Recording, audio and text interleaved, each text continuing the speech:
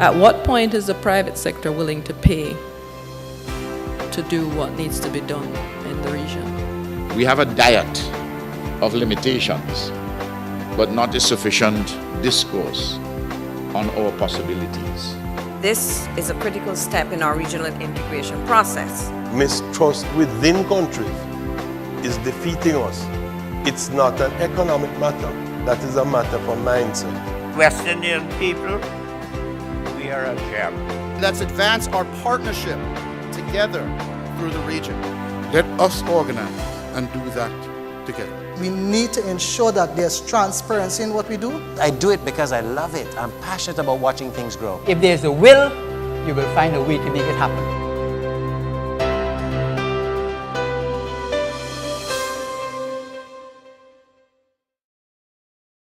My great pleasure now to call on James Moss Sullivan.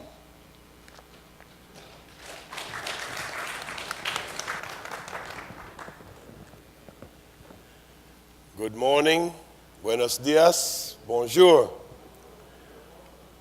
Wearing a former hat of the CAIC as one of my hats this morning, because in that organization, all of the Caribbean was represented, inclusive of Cuba, the Dutch territories, the French, and also, to some extent, the US and British Virgin Islands represented here in the Caribbean. We have lost it, and I'm asked this morning, I'm going to confine myself to talking about that and not give you the other hat that I wore, but it's important to note that we were successful simply up to a point in time because of our own Caribbean prejudices. So it was quite acceptable for me to be included in the fora of government. In fact, I was the president of the CAIC, I was the private sector advisor to the then R&M, and I was a senior executive of a large company. So very few governments in the region were anxious to throw me out of their meetings because it's known quite well across the world that I don't take being thrown out of anywhere very lightly. But I think it is important for us to understand that advocacy in the Caribbean goes through stages. It's necessary for us to understand what some of those stages meant. So let me start by saying, in the 1960s, there was no combined policy after the Federation broke up. We all walked in different directions, some with a certain amount of ambivalence and some with a certain amount of anger as to the reasons for the Federation breakup. I was a small child then. I think probably the Federation broke up, I was about 10 years old. So I don't really know intricacies from a personal point of view other than what I've read in books, which may or may not be biased. In the 1970s, we had no combined Caribbean focus because largely the heads of the Caribbean governments in those days were all schoolmates, and they all had their own sort of dialogue privately with one another, most of them having been to law school in Britain together or something like that. And so we were sort of excluded from those discussions. In the 1980s, circumstances caused a revitalization of the CAIC by the large trans-Caribbean companies. I think many of them felt threatened by these ideological differences other than the capitalist system that were rising in the Caribbean at that time. And it might have been a significant chance for them to say, I must say though, that they were very, very effective, but effective in a context. The large trans-Caribbean companies were represented at that time by their very top officials. This was not something that was passed down to some third string company executive. The names of those people were Matalon, Carlton Alexander, Tommy Gadcliffe, Yesu Pesad, people like that. People who could not easily be thrown out of a room by combined government activities. So therefore, their voice was strong. In addition, they were the ones who played an integral part in what became the CBI under the Reagan Initiative and following the unfortunate circumstances in Grenada. So they were able to eke out some benefits for the Caribbean, but let us say it's only because of their personal status and the fact that they were at the top of their own companies, and so it was acceptable to the rest of us, lesser mortals, that these 6 or 8 big corporate executives and leaders, all of whom had strong personalities, would be allowed to revive the CAIC and also bring with it some other benefits, and the governments were quite pleased to go along with that. Skip forward into the 90s, and its expansion of the goods, it brought in more people into the network.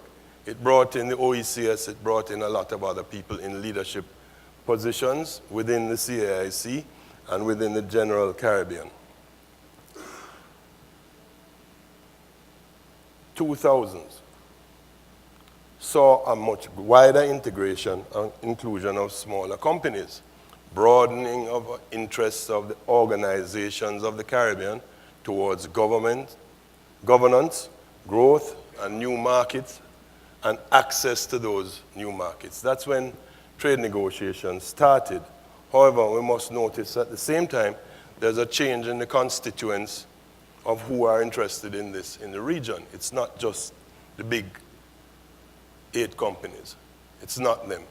It's smaller companies from the OECS, smaller companies from around the region, and everything sort of starts to dissipate because having so many requires participation, not just a single strong leader who is able to stand up and speak on behalf of the private sector. There are different interests and they have to be respected.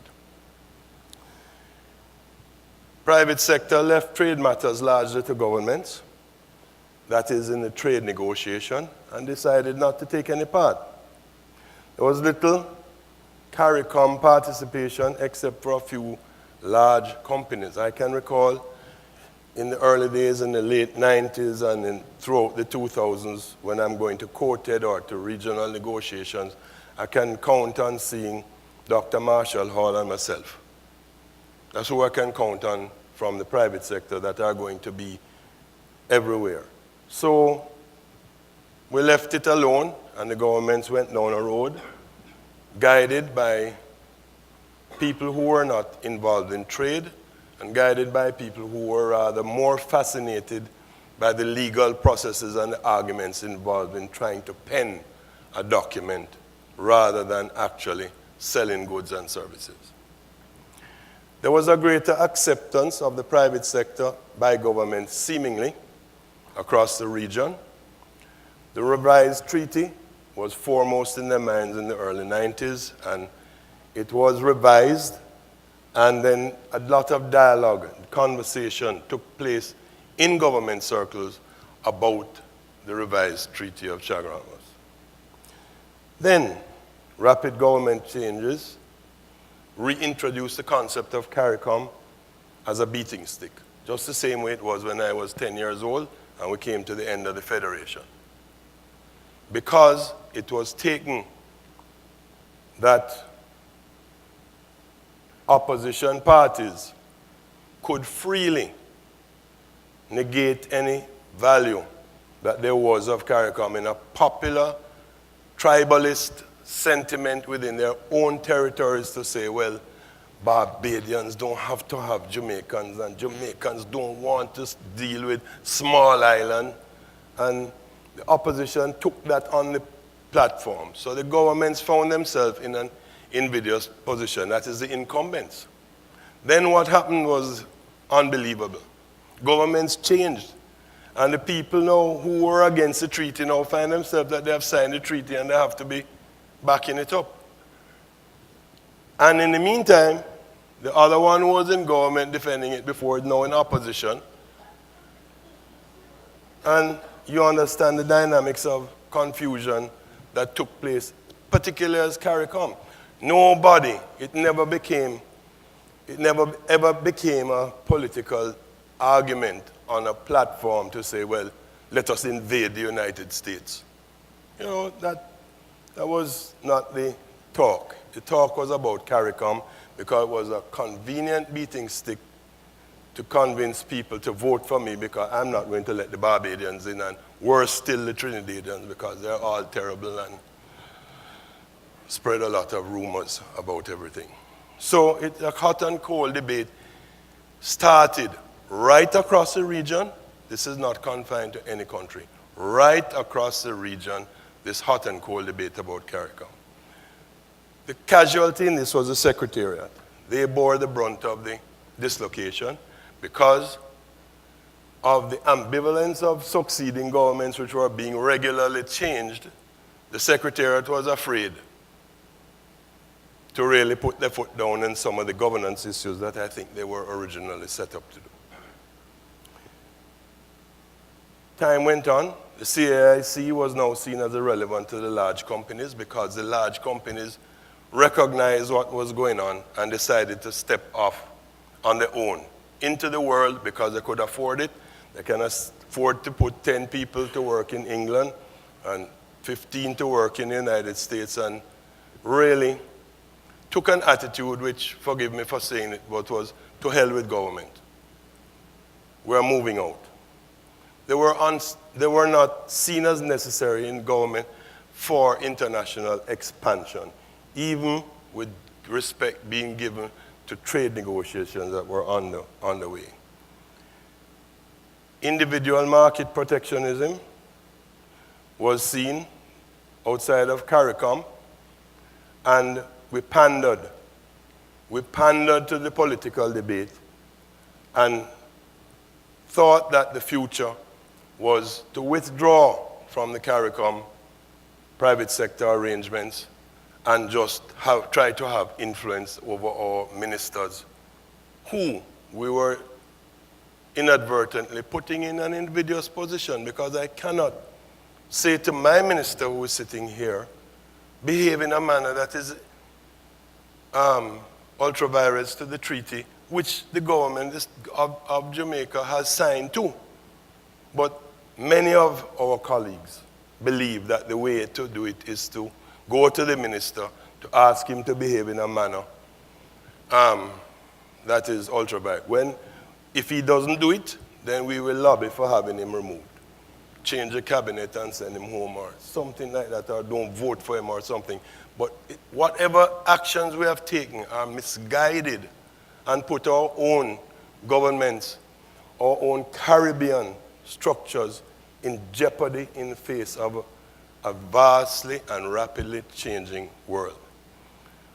Service sectors at the same time grow in proportion to goods, so the relevance of quoted as the be-all and end-all of everything paled in comparison to most people who are talking about financial services, other services, professional services, etc., which were not subject to the same customs regulation, etc., that was so obvious with trade in goods. Agricultural influence declined, especially in traditional crops, and we ran into the problems following the demise of sugar banana regimes, etc., in Europe, etc. We took action. CAIC was requested by the lead head for the single market and economy,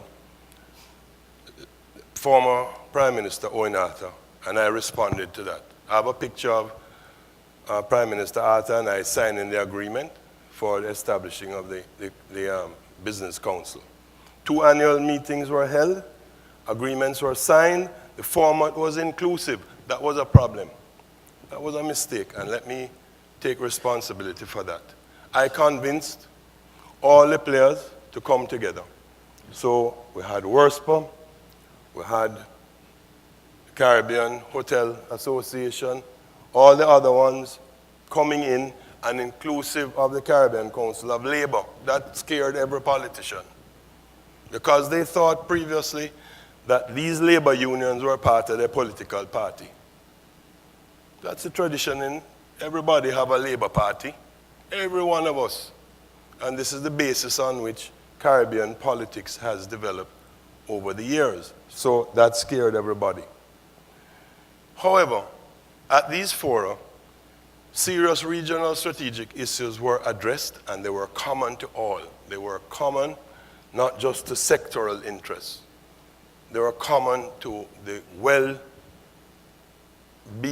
of our respective nations. That dealt with the cost of power, the cost of various inputs, methods of financing, etc. All the things of business that business is supposed to do to contribute to the well-being of our society.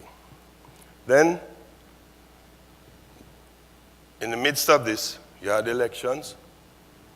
Here in Barbados, you throw out Owen Arthur, who had been there for a long time, and the same thing happened with many Caribbean governments at the same time, and the new people had no history in CARICOM, no history in what was being asked of the business sector.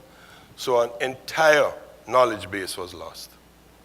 Regional governance, therefore, declined in the face of this sovereignty that we like to talk about, which means that I'm free not to like Trinidadians, although I've signed a treaty to say we're going to do business together, negotiate together, and I'm free to tell you that I'm not letting any Antiguans in, and they are free to say Jamaicans are only coming there to disrupt the society, so let us ban Jamaicans from this.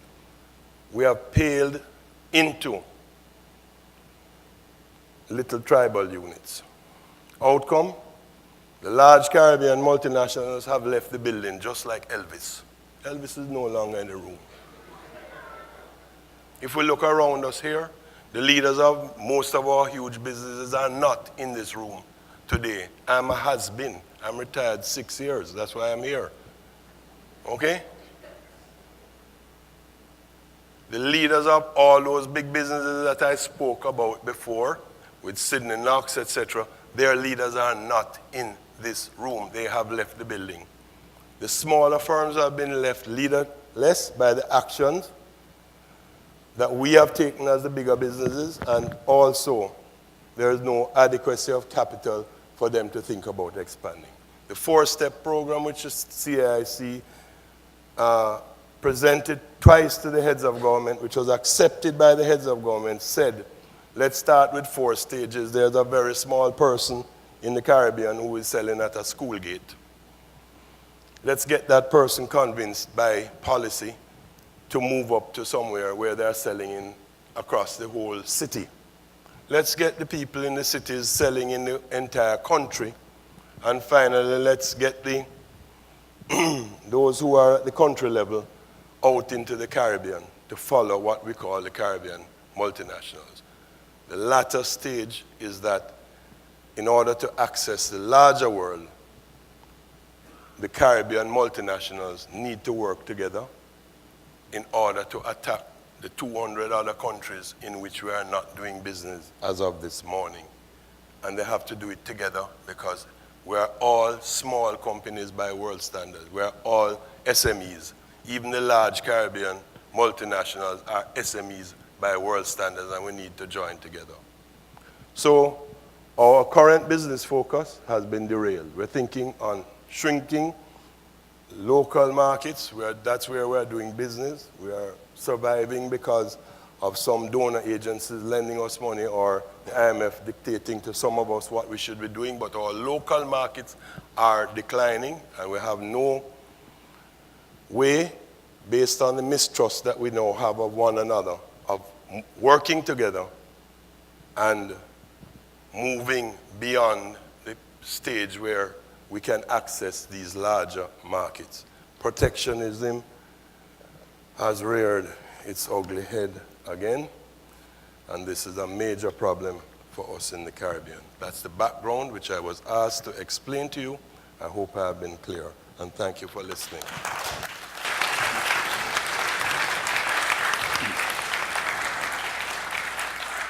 Well, thank you very much, James. Significant that James ends that on the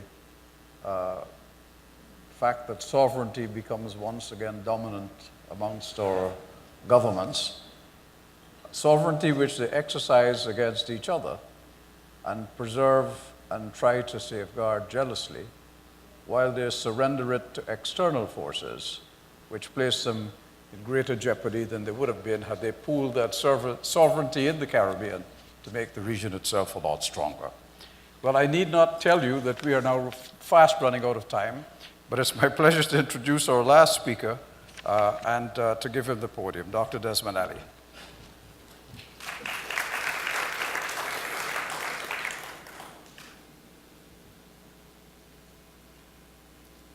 Thank you, Mr. Chairman.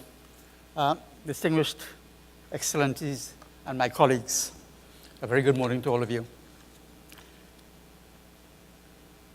As the backdrop to my presentation, I have two slides I'd like you to focus on. This one and the one that comes next. And while you're doing that, while you're reading those two slides, I want to make a few introductory comments.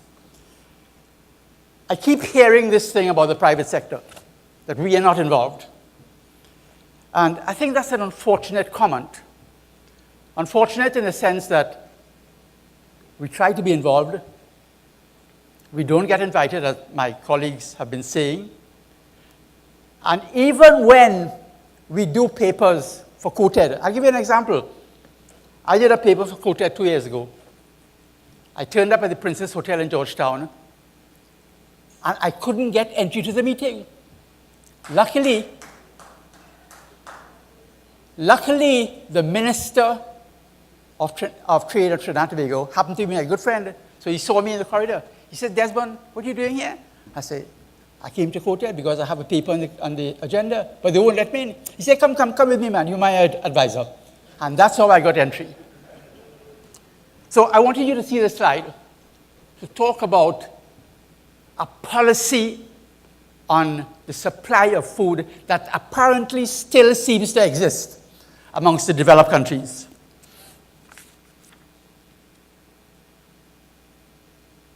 That slide was from 1957. 29 years later, the Secretary of Agriculture in the US, Mr. Block, made this comment. And this is now known as the Block Doctrine.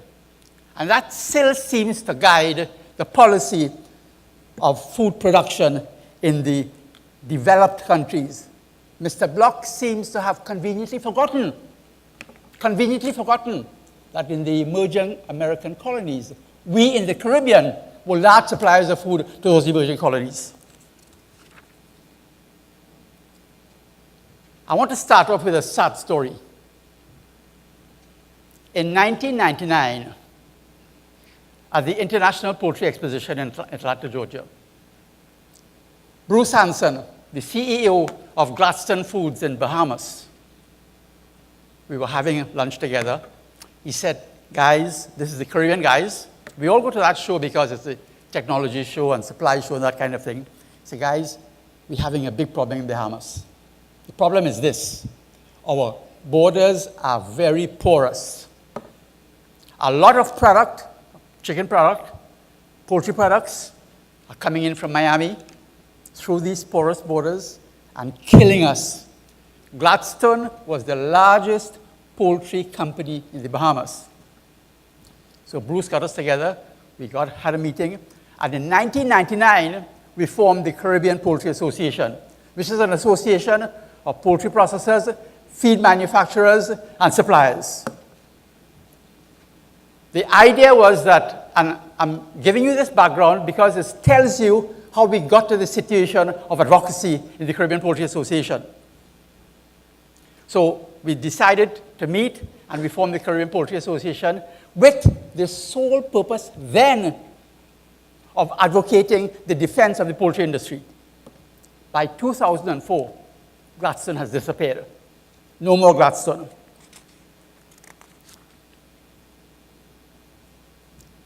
The WTO agreement of 1994 changed the world, especially the world of trading in agribusiness and agricultural products. We had the Agreement on Agriculture, the Sanitary and Phytosanitary Measures Agreement, and technical barriers to trade. But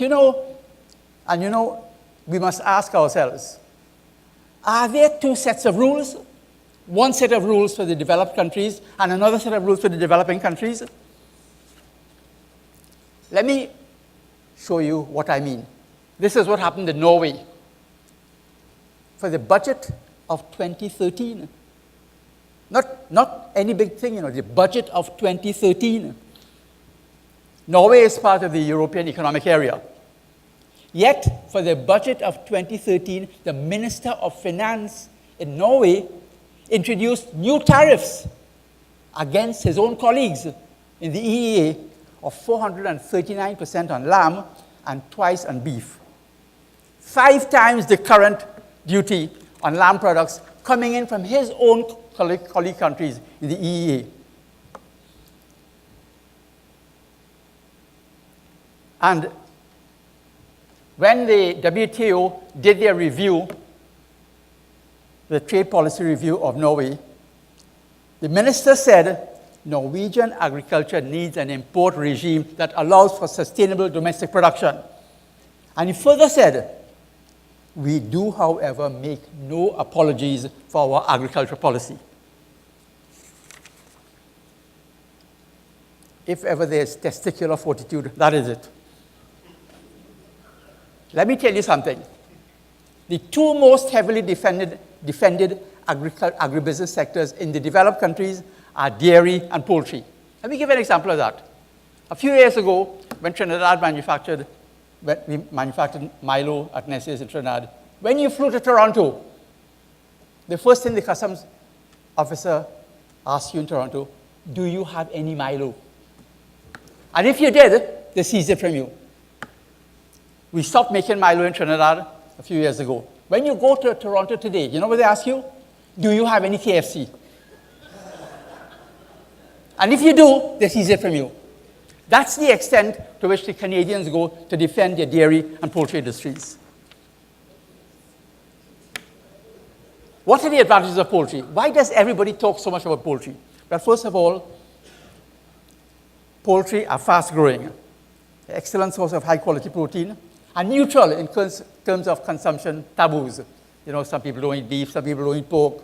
Well, vegans don't eat meat at all. And poultry is very versatile. But very importantly, the poultry industry is the most efficient converter in the livestock sector of feed to meat. We can get down in a good, well-managed industry, 1.65 of feed to a pound of meat, and poorly managed, 2.15. And our industry creates the lowest carbon footprint in livestock.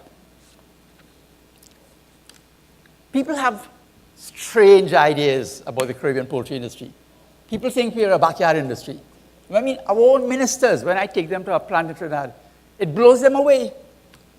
We are a modern, technologically driven industry. And despite what my colleague from the rum industry says, we are the largest agribusiness in the region. Largest, huh? We employ over $460 million in capital. We generate sales of about $600 million a year. We employ about 180,000 people. And we, outside of government, we are the largest employer of tertiary trained graduates in the Caribbean.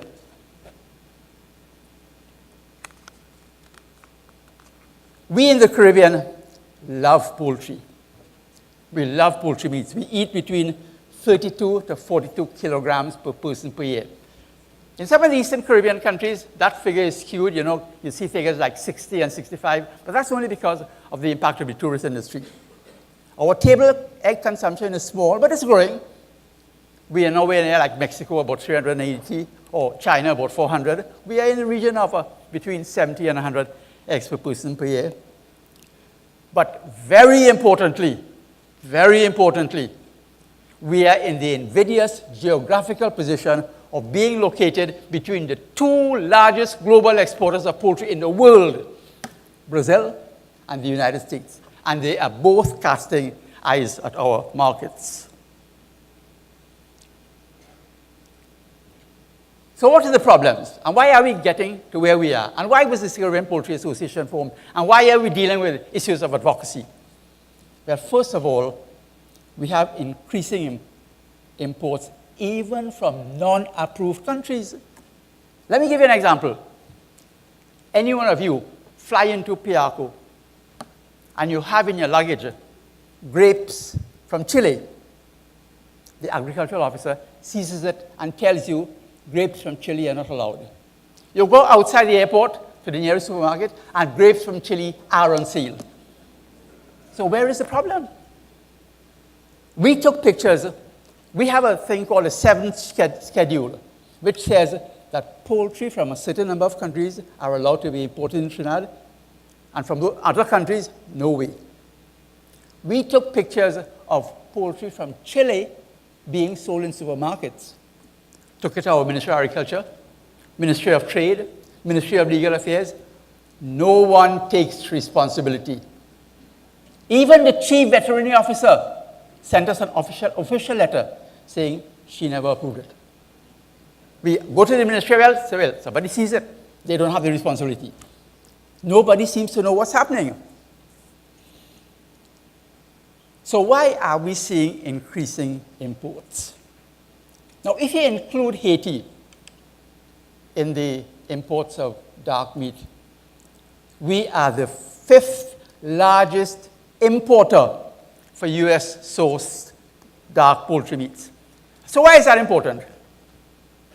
It's important because of this.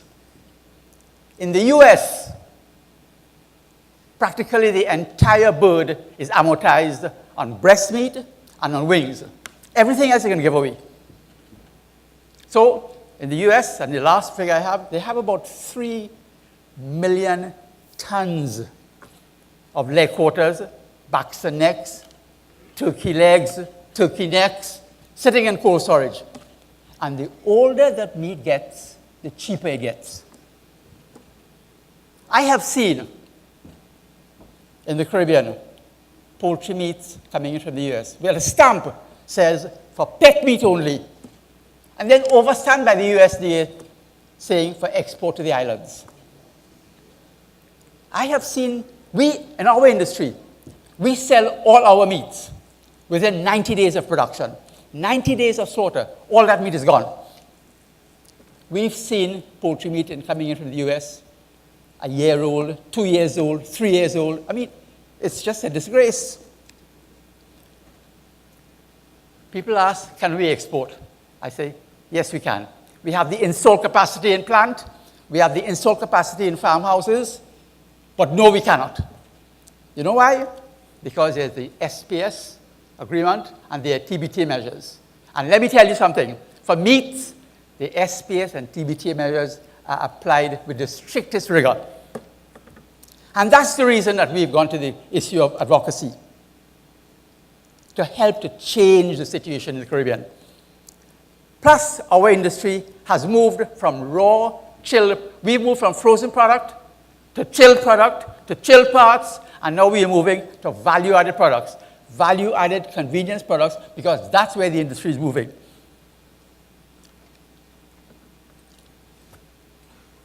We were only formed in 1999. We were registered as a non-profit organization in Jamaica in 2000. But in that short space of time, Caribbean institutions and governments treat the CPA as a reliable and trusted partner because we do our work. When we come with figures that are reliable. We've been able to create public sector, private sector, academia linkages. We've funded fundamental studies that support our positions. And very importantly, we are getting into the business of TBTs ourselves. We have started to prepare standards. We prepared standards for the code of practice because the industry has a wide range of producers, small producers and large producers. So we have took it upon ourselves to protect the weakest link in our chain. And the weakest link in our chain are the small producers. So we've developed a code of practice that was approved by COTED for small processors that's now being implemented. We've also developed a standard for poultry meats that was approved at COTED in December last and is now being implemented. We are one of the prime movers in updating our HS, the Harmonized System Tariff Codes and Descriptors. It amazes me that in the year 2013, when the world has moved to HS 2012, we have countries still operating under HS 2003. Even Trinidad operates under 2007. We are just moving to 2012. And the descriptors have changed. And that is affecting us. I'll give you an example. The exporters are finding loopholes in the system. So, in the Caribbean, we have a thing called the CET, the Common External Tariff. Let me tell you something. There's nothing common about the external tariff. Every country has its own interpretation. But that besides, there's a thing called HS 0207, which covers raw poultry. And the CET on that is 40%. Then there's HS 1602, under which certain poultry products come in. And products come in under 1602 at 20%. You know what the exporters do? They take raw poultry, they inject it with salt and brine or whatever, and it comes in under 1602 instead of 0207 at 20% tariff. We have been trying to convince governments to change this thing. I see the Barbadians have done it. Barbados, a few weeks ago, changed from 20% on HS 1602 for marinated poultry to 184%. Well done, Barbados.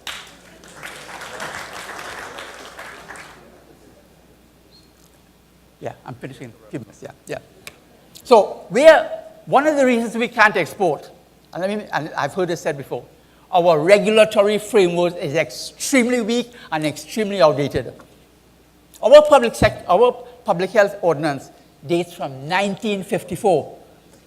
1954 in the year 2013. So we are working with governments to update that. We want to update our government labs. And we are one of the prime movers in this state procurement policies.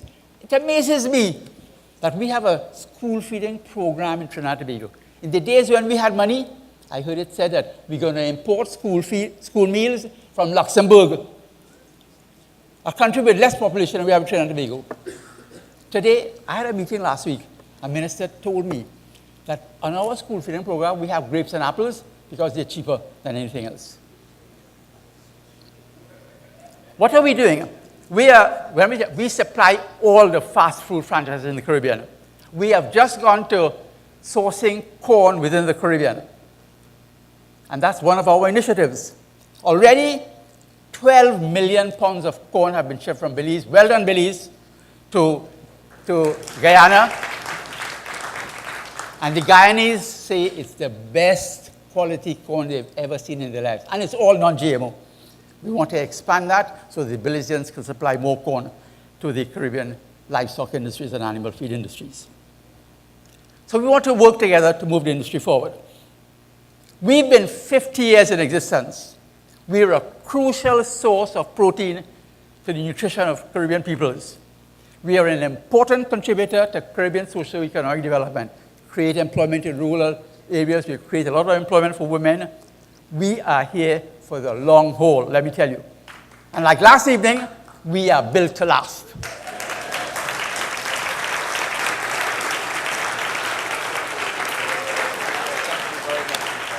Thank you.